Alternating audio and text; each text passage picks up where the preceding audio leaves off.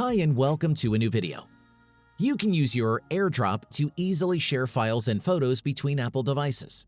However, most of the time it's hard to find your recipient because most devices are named as iPhone. In this video, I will show you how you can change your AirDrop name on any iPhone. Let's go.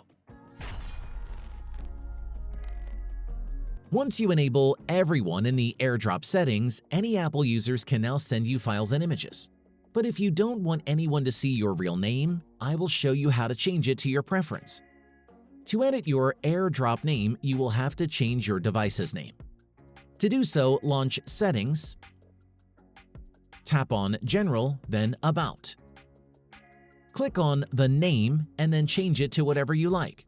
I will change mine from iPhone to Jigxor.